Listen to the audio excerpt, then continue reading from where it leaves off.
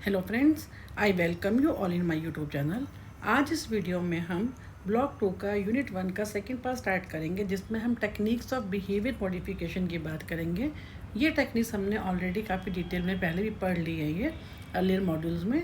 इनको यहाँ पे फिर से पढ़ लेते हैं कि बिहेवियर मॉडिफिकेशन जैसे हमने किया कि जिसमें हम क्या करते हैं, बिहेवियर को मॉडिफाई, जो अनडिज़ायरेबल बिहेवियर होता है, मेल अडेप्टिव बिहेवियर होता है, उसको हम कैसे मॉडिफाई कर सकते हैं। क्योंकि हमारा जो बिहेवियर होता है लर्नड होता है, एक्वायर्ड होता है। हम इस टाइप के बिहेवियर को जो कि अनडिज़ायरेबल है, जो मेल अडेप्टिव बिहेवियर है, हम उसको अनलर्न करके, और जो डिज़ायरेबल बिहेवियर होता है, अडेप्टिव बिहेवियर को हम जो चाहे रीइंफोर्समेंट के थ्रू करें, चाहे किसी और टेक्निक से करें, हम उसको कैसे अपने उसमें मॉडिफाई कर सकते हैं। तो इसके लिए इन्होंने क्या कहा कि डिफरेंट तरह की टेक्निक्स की इन्होंने बात की। सिस्टमेटिक डिसेंसिटाइजेशन, उसके बाद construction of hierarchy, anxiety hierarchy, and then हम बात करेंगे ट्रेनिंग इन, इनमें डिफरेंट तरह के स्टेप्स है। Training in relaxation and presenting anxiety provoking items during relaxation state, aversive conditioning. इसको हम यहाँ से स्टार्ट करते हैं। सबसे पहले है सिस्टमेटिक डिसेंसिटाइजेशन। सिस्टमेटिक डिसेंसिटाइजेशन सबसे पहले वोल्पे ने किया था, क्योंकि वोल्पे का नाम इसके साथ जुड़ा हुआ है। यहाँ पे शायद उन्होंने मेंशन नहीं किया हुआ, हमने ऑलरेडी MPCE 021 में इसके बारे में काफ़ी डिटेल में किया था कि systematic desensitisation is a behaviour modification practice use to eliminate fears और अनडिज़ायरेबल, जिसमें हमारे को एंग्जाइटी होती है, फियर होता है, ऐसी इमोशन जिनसे हम बचना चाहते हैं लेकिन हम नहीं बच पाते। तो उन सब के लिए उनको से हमारे को कॉप अप करने के लिए सिस्टमेटिक डिसेंसिटाइजेशन को यूज़ किया जाता है। It is based on the classical conditioning principles of pairing anxieties में क्या करते हैं कि एंग्जाइटी को हम पेयर किससे करते हैं, रिलैक्सेशन रेस्पॉन्स। जब हमारे को एंग्जाइटी होती है उस समय हम अपने आप को एक रिलैक्सेशन रेस्पॉन्स में कन्वर्ट कर देते हैं, ताकि जैसे ही हमारे को एंग्जाइटी होती है, हमारे को फियर होता है, हमें उसी समय हम उसके बारे में भूल कर और हम जो रिलैक्सेशन के बारे में सोचना शुरू कर देते हैं रादर देन फियर। तो इसमें क्या होता है, एजम्पशन है is relaxation and anxiety can not go together. कहते हैं क्योंकि इसके पीछे लॉजिक क्या है, जो हम रिलैक्सेशन के बारे में सोचते हैं तो कभी भी रिलैक्सेशन एंड एंग्जाइटी दोनों एक साथ नहीं हो सकते। या एंग्जाइटी होगी या रिलैक्सेशन होगी। इसलिए जब हमारे को एंग्जाइटी प्रोवोकिंग सिचुएशन होती है उस समय हम एंग्जाइटी को दूर करने के लिए, अपना ध्यान डाइवर्ट करने के लिए हम क्या करते हैं, रिलैक्सेशन के बारे में सोचना शुरू करते हैं। If we bring in relaxation then anxiety has to go. And this क्या होता है, systematic desensitization uses the principle of counter condition. उसको काउंटर करते हैं condition which encounters the anxiety connected with the particular behaviour situation by inducing a relax state of. हम relax response की बात करते हैं। जैसे हमको मान लीजिए हम किसी को स्विमिंग से डर लगता है, ठीक है, तो उसको जैसे ही वो स्विमिंग में जाएगा तो उसको कहा जाता है कि आप भूल जाओ कि पानी में हो, आप अपने आप को रिलैक्स करो, अपने आप शरीर को अपना रिलैक्स करो, मेडिटेट करो, थोड़ा अपना ध्यान डाइवर्ट करो। तो ये क्या होता है, this is called the relax response. तो this method is often use in the treatment of people who are afraid of, जैसे लोग हाइट पे जाने से डरते हैं, फ्लाई करने से डरते हैं। तो इसमें क्या होता है, another example of this practice will be removing the fear of public. ये लोग जो है पब्लिक पे बोलने में, उनको माइक से या जब बाकी लोगों के सामने पब्लिक में बोलने में डर लगता है, तो इन सब चीज़ों के लिए उनको इस टाइप की जो सिस्टमेटिक डिसेंसिटाइजेशन को यूज़ किया जाता है। And this is done by gradually exposing the person to the experience of public. इसमें क्या होता है, जो है जिसको फियर होता है पब्लिक स्पीकिंग से, उसको एक्सपोज कर देते हैं उनके पास जाके कि अब आप बोलो। तो speaking in front of the family और स्मॉल ग्रुप ऑफ फ्रेंड्स में शुरू में क्या करते हैं, उसको फैमिली के सामने या स्मॉल ग्रुप ऑफ फ्रेंड्स के सामने उसको सिखाया जाता है। द पर्सन देन ग्रेजुअली, उसके बाद स्लोली क्या होता है, वो लार्ज ग्रुप को भी फेस करना शुरू कर देता है। तो इसमें जो सिस्टमेटिक डिसेंसिटाइजेशन होता है, इसमें फर्दर जो है अलग अलग स्टेप दे रखे हैं। First is construction and anxiety hierarchy. जब भी हमारे को एंग्जाइटी होती है तो हम लो से हाई एंग्जाइटी के ऊपर हम हिरार्की बनानी शुरू कर देते हैं। जैसे इन्होंने यहाँ पे एग्जांपल भी दिया होगा, इसको पढ़ लेते हैं। The first and most important requirement is to construct और prepare a list of all the situation, events, objects that वो हमारे को जब जिस चीज़ से हमारे को एंग्जाइटी होती है, हम उसके बारे में रिक्वायर हमारे को कितनी हमारे को होती है उसके हिसाब से हम हिरार्की बनाना शुरू करते हैं। This has to be in a hierarchical order from, हमेशा हम लोएस्ट एंग्जाइटी से हम क्या करते हैं, हाईएस्ट एंग्जाइटी की ओर हम जाते हैं। हिरार्की जैसे पहले ये फिर ये ऐसे करते करते एंग्जाइटी हम बनाना शुरू कर देते हैं। तो ऐसे हम जाते हैं, हमेशा यहाँ पे लोएस्ट की हम बात करते हैं, यहाँ पे हम क्या होते हैं, यहाँ पे आके हमारे को हाईएस्ट पे हम पहुँच जाते हैं। दिस इज़ कॉल्ड द हमारा क्या है, हम हिरार्की बनाते हैं। An example of anxiety hierarchy in case of a person who has a fear of speaking, the एक ऐसा इंसान जो कि इसका पब्लिक स्पीकिंग से डर लगता है, ठीक है। Rahul is a newly recruited manager of the company and has to attend a conference. अब इन्होंने कहा कि एक राहुल है वो जो कि न्यूली रिक्रूटेड मैनेजर है और उसको क्या है कॉन्फ्रेंस अटेंड करनी है और उसको क्या करना है, उसको सारी कंपनी की जो पॉलिसीज़ हैं प्रोग्रेसिव उसके बारे में उसको बताना है। But Rahul is very anxious about this, बहुत एंशियस भी है वो क्योंकि अभी नया नया वो है। Systematic desensitization can be use to help Rahul overcome his anxiety. First of all अब उसमें क्या करें, जो काउंसलर है, हम क्योंकि एंग्जाइटी की हम जब बात कर रहे हैं तो उसको रिलीव करने के लिए हम जो है काउंसलर क्या क्या करते हैं, कंस्ट्रक्ट एंड हिरार्की, उसको कहते हैं राहुल को अपनी एंग्जाइटी की हिरार्की बनाओ 2 वीक्स बिफोर द कॉन्फ्रेंस की। जब कॉन्फ्रेंस में भी 2 वीक्स हैं तो उससे पहले का, जैसे जिसको हमने क्या कहा लोएस्ट एंग्जाइटी की हमने बात की। उसके बाद 10 डेज, अब यहाँ पे क्या होगा, हमारी थोड़ा एंग्जाइटी हमारी बढ़नी शुरू हो गई है 10 डेज, फिर 8 डेज बचे, जैसे हमारे 8 डेज हो गए, फिर 6 डेज, ठीक है। यहाँ पे हम क्या कहते हैं 6 डेज शुरू हो गए। इस तरह से होते होते क्या, फिर 4 डेज, इस तरह से होते होते 1 day before the conference keeping this material ready that need to be taken to the conference the night before the. अब जो वो नाइट जहाँ पे, जिसको हम कहते हैं यहाँ पे सबसे ऊपर, जहाँ पे हम हमारे को अब आज जो है वो नाइट जिसमें हमारे को नेक्स्ट डे प्रेजेंट करना है, morning of the conference, getting ready for the conference, ये सब उन्होंने क्या किया, हिरार्की बना दी है। Arriving at the conference venue and meeting other managers from other companies, Rahul turn comes to present his company's case. इस टाइप से वो क्या होता है, ये इन्होंने क्या किया है, सबसे पहले हम जो एंग्जाइटी से बचने के लिए एक हिरार्की को मेंटेन करते हैं, कंस्ट्रक्टिव एंड एंग्जाइटी हिरार्की। उसके बाद रिलैक्सेशन। अब क्या होता है, जब वो होता है, जब मान लीजिए जब वो बोलना शुरू करता है तो उसको कहा जाता है कि आप जब आप बोलना शुरू करते हैं एंग्जाइटी धीरे धीरे करके एंग्जाइटी को क्या करते हैं, उसको रिलैक्स स्टेट में लाया जाता है। This consist of helping the client achieve a relax state of body and mind. Different kind of relaxation technique कौन कौन सी होती हैं, जैसे इन्होंने कहा कि जैकबसन्स की है, progressive muscular relaxation is commonly use though requires training and takes longer time. इनकी जो जैकबसन की जो है काफ़ी इसमें टाइम लगता होगा इसमें। तो एक तो इन्होंने इसका एग्जाम्पल दे रखा है, इसके अलावा अदर कौन सा शवासन होता है, एक तो हो गया शवासन हो गया, मेडिटेशन हो गया, प्राणायाम हो गया, डिफरेंट तरह के जो जिसके अंदर हमारे को क्या होता है रिलैक्सेशन। हम जैसे उसके बारे में सोचते हैं एंग्जाइटी के बारे में, एंग्जाइटी प्रोवोकिंग सिचुएशन के टाइम पे हम क्या करते हैं, उसको रिलैक्सेशन टेक्निक को यूज़ करते हैं, जिससे कि हमारी क्या होती है जो एंग्जाइटी है वो ऑटोमेटिकली कम हो जाती है। The practice of alternative tensing है ना and relaxing the group of muscles one by one creates a very relax state. For example for relaxing hands में सबसे पहले जो हैंड्स होते हैं उनमें आता है, फिर उसमें क्या होता है धीरे धीरे करके हम उससे जब उस स्टेट में जाते रहते हैं तो हम अपने आप को कूल करना शुरू करते हैं, अपने आप को काम सिचुएशन में महसूस करते हैं। When we in anxious state और मसल ग्रुप्स, उसमें क्या होता है जब हम एंग्शियस स्टेट में होते हैं तो हमारी मसल क्या होती है वो काफ़ी टेंस हो जाती है। Hence we need to know how to release the tension and make it relaxed. अपने आप को ढीला छोड़ते रहते हैं जब हम, क्योंकि हमारी जब हम एंग्जाइटी में होते हैं, फियर में होते हैं तो हमारी जो मसल्स होती हैं they are very tight turn हो जाती हैं। हम लोग बहुत ज़्यादा टेंस हैं, अपने आप को बहुत ज़्यादा अकड़ा लेते हैं जिसको बोलते हैं। लेकिन जैसे ही हम मेडिटेट करते हैं, रिलैक्स स्टेट के बारे में बात करते हैं, तो हमारी ऑटोमेटिकली क्या होता है, हमारी बॉडी जो है रिलैक्स होनी, काम होनी स्टार्ट हो जाती है।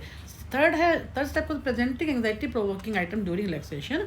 चलिए भी वही चीज़ है कि कैसे हम जो है सिस्टमेटिक डिसेंसिटाइजेशन में हम कैसे रिलैक्स स्टेट को करते हैं कि वन बाय वन हम उसको करते हैं। When the client is in relax state is start from the lowest, जैसे मैंने ऊपर बात की है, लोवेस्ट एंग्जाइटी आइटम से हाईएस्ट एंग्जाइटी की बात करते हैं, हिरार्की बना देते हैं।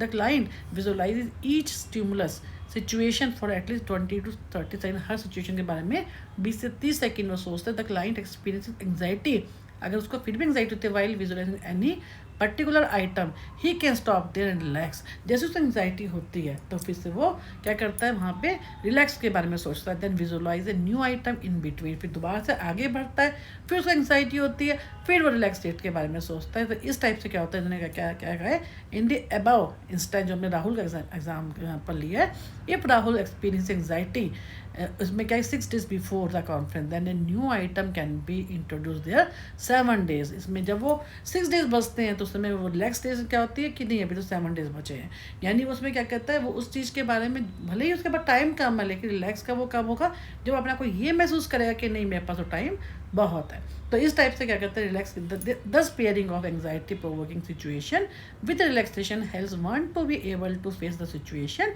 एंड ग्रेजुअली क्या होता है उसमें कॉन्फिडेंस आता है in approaching the real life situation letter.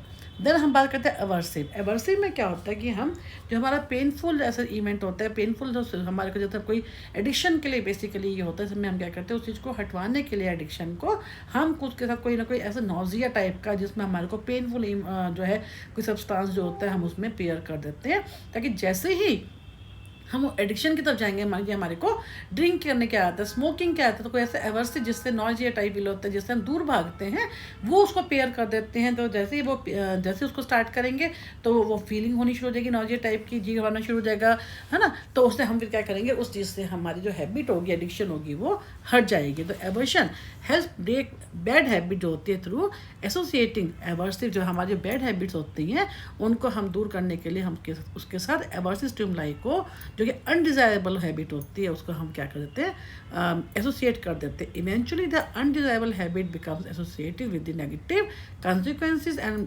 Behaviour इस टाइप। तो इस टाइप से हमारा जो बिहेवियर इस टाइप का होता है, जिसके हम उसको पेयर कर देते हैं अपनी ऐसे किसी उसके साथ स्टिमुलाई के साथ, जिससे जैसे हम उस चीज़ को अपनी एडिक्शन पे को लेते हैं, इमीडिएटली क्या होता है, अनप्लेजेंट स्टिमुलस हमारे को मिलता है व्हाइल एंगेज इन और thinking about the behaviour in question.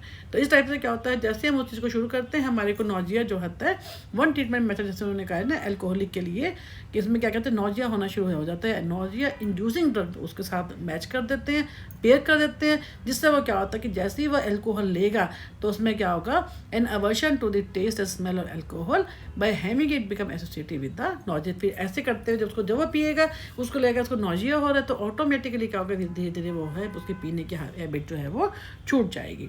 फिर हम बात करें टोकन इकोनॉमी। टोकन इकोनॉमी में क्या होता है कि हम क्या करते हैं, किसी को रीइंफोर्स करते हैं अच्छे बिहेवियर के लिए, उसको हम टोकन देते हैं। A token economy is highly effective behaviour modification technique specially children के लिए। इन दिस टेक्निक क्या होता है, desired behaviour result in the reward of token दिया जाता है, जैसे पोकर चिपका देने का, स्टिकर दे दिया, या कोई टोकन के रूप में कुछ भी। उसमें क्या होता है, बच्चे जो होते हैं the children obtain certain number of token, उनके बाद में वो कैश करा सकते हैं, उनको एक्सचेंज कर सकते हैं, जो कि उनको जो भी चीज़ चाहिए, मीनिंगफुल ऑब्जेक्ट जो भी उसमें जो भी बच्चों को चाहिए, उससे उनको जो है एक्सचेंज कर सकते हैं, अपनी उस चीज़ को ले सकते हैं।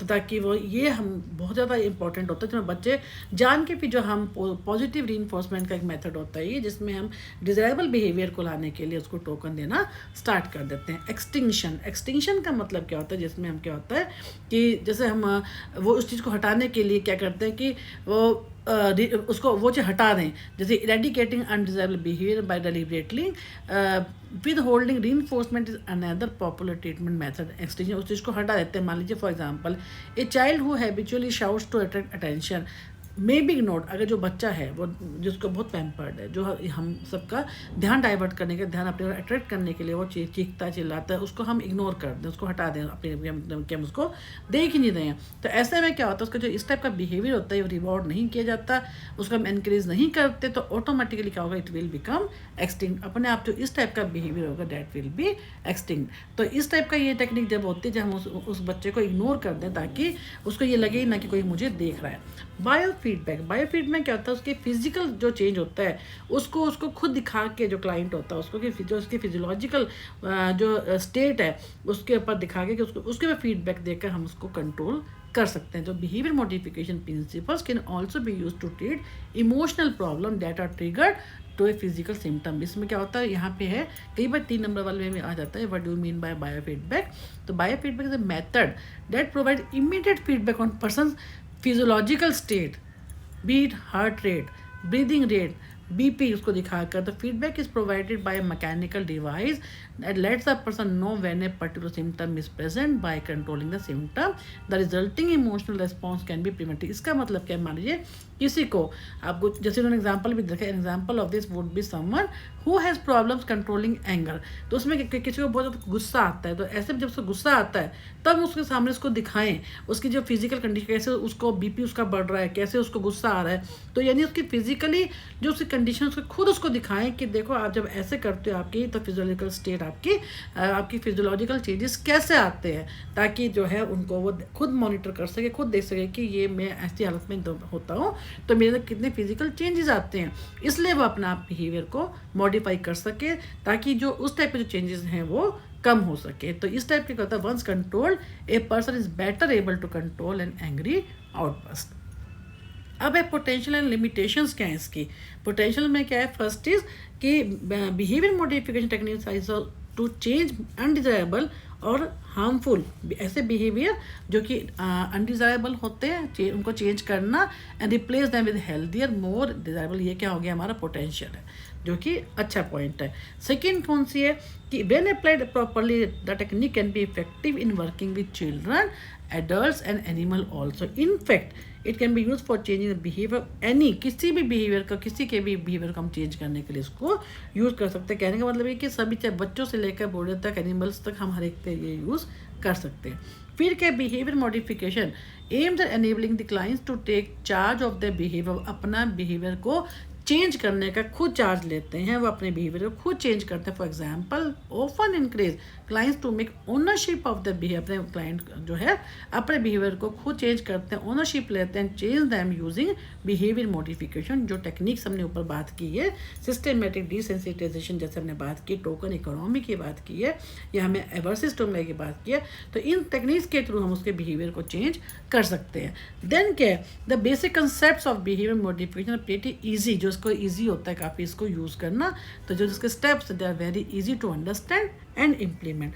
फिर क्या, behaviour approach focuses on the current behaviour problem in the context of the individual current environment. इस समय की हम बात करते हैं करंट की, जैसे मैं हम वो इस समय जो प्रेजेंट में जो बिहेवियर शो कर रहा है, does not analyse the past events की, उससे इसका कोई मतलब नहीं है। इसका पॉजिटिव पॉइंट भी है और नेगेटिव। पॉजिटिव क्या है कि वो करंट पे, प्रेजेंट पे फोकस कर रहा है। अगर आप नेगेटिव लिखोगे, लिमिटेशन करोगे, तो अगर हम कहते थे जैसे सिगमंड फ्राइड की हमने बात की थी, वो पास्ट पे फोकस करते हैं, तो ये पास्ट के ऊपर ये बिल्कुल ही फोकस नहीं करता। तो behavioural intervention spells out achievable behavioral goals in terms that enable you to measure your success. The intervention techniques follow systematic step by step procedures. यानी इसमें क्या, ये बहुत सिस्टमेटिक प्रोसीजर फॉलो करती है। तो इसका मतलब ये क्या है, हम ये पॉइंट भी कर सकते हैं कि जो इन बिहेवियर मॉडिफिकेशन, तो इसमें क्या होता है, intervention technique which we adopt are used in a systematic manner, step by step procedure we follow. So a series of steps are delineated that to bring about a change and lead to desirable behavior. इस प्रकार से उन्होंने कहा कि there are variety of therapeutic techniques and procedure associated with behavior modification. So the technique is best used by specially, एक skill होगा कि इसको हम लिमिटेशन में भी कर सकते हैं, और वैसे भी कि ये जो स्पेशली जो ट्रेन होंगे, स्किल प्रैक्टिशनर होंगे, वही इसको यूज़ कर सकते हैं। अनस्किल्ड जिसको इसके बारे में नॉलेज नहीं है, वो इसको नहीं यूज़ कर सकते। तो इस वीडियो को हम यहीं पे ख़त्म करते हैं। नेक्स्ट वीडियो में हम कॉग्निटिव अप्रोच की बात करेंगे, यहाँ से स्टार्ट करेंगे introduction to cognitive approach. Thanks for watching.